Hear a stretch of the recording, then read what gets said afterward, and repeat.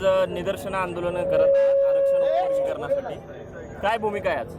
Republican party of इंडियाचे राष्ट्रीय अध्यक्ष तथा देशाचे केंद्रीय सामाजिक न्याय राज्यमंत्री आदरणीय नामदार रामदासजी आठवले यांच्या आदेशानुसार रिपब्लिकन पार्टी ऑफ इंडियाच्या राज्य कमिटीची आणि राज्यातील सर्व जिल्हा प्रमुखाची संयुक्त बैठक 3 जुलै रोजी कोल्हापूर येथील शाहू स्मारक सभागृहामध्ये मोठ्या प्रमाणात भरली आणि या बैठकीमध्ये महाराष्ट्र शासनाने उपवर्गीकरण अबकड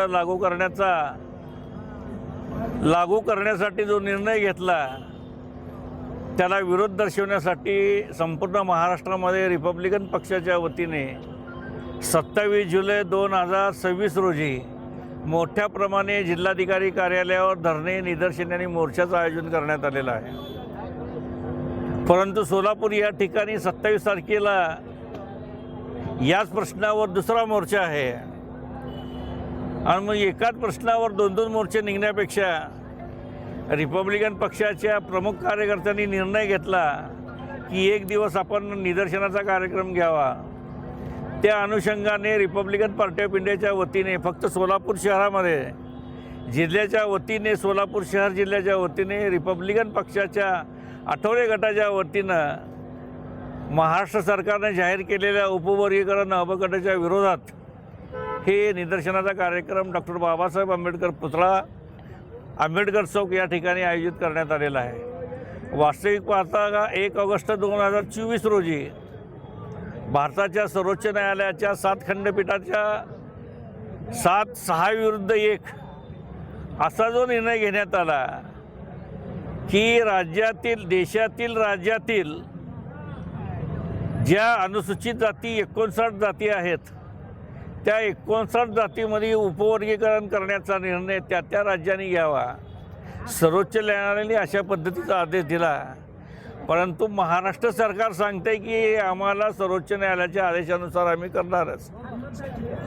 भारतरत्न डॉक्टर बाबासाहेब आंबेडकर यांनी भारतीय संविधान लिहित असताना अनुसूचित जातीच्या 59 जातींना 13% आरक्षण देण्याची भूमिका घेतली आणि या 59 जातींना एकत्र ठेवण्याची भूमिका भारतीय संविधानाने घेतलेली आहे। आज या उपवर्गीकरणाच्या माध्यमातून 58 जाती एकीकडे आणि 1 जाती एकीकडे असा भेदभाव निर्माण करण्याचा प्रयत्न राज्यातील सरकार केंद्रातील सरकार या ठिकाणी करत आहेत।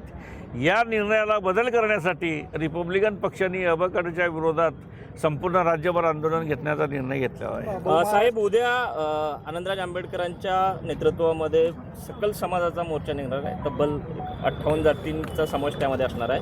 आपण समाज म्हणून उद्याच्या मोर्चामध्ये सहभागी होणार आहात? नाही, रिपब्लिकन पक्षाची भूमिका आहे की अबकटाच्या विरोधात जे असतील त्यांच्यासोबत आम्ही आहोत।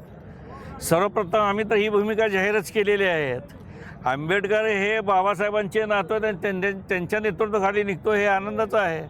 त्यामुळे त्या मोर्चाला आमचा विरोध नाही ना काय नाही, तेही अबकटाच्या विरोधातच मोर्चा आहेत।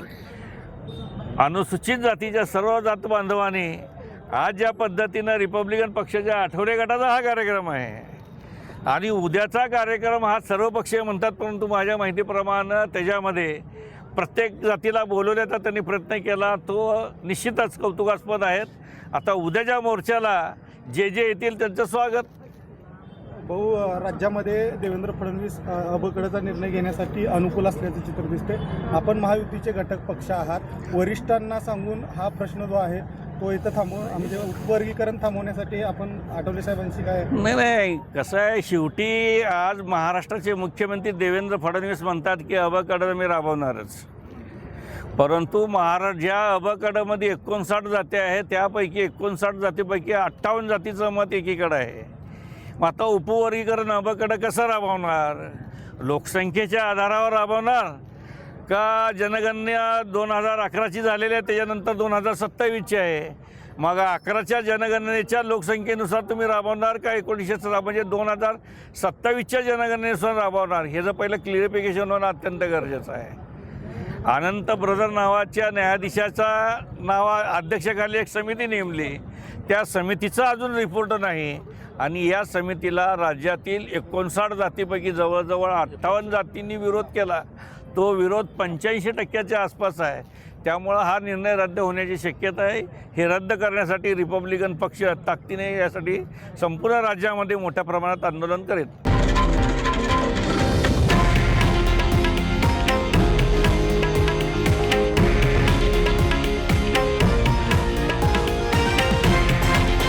हे आहे देशातील नंबर 1 न्यूज नेटवर्क आणि आपण पाहत आहात TV9 मराठी, एकमेव.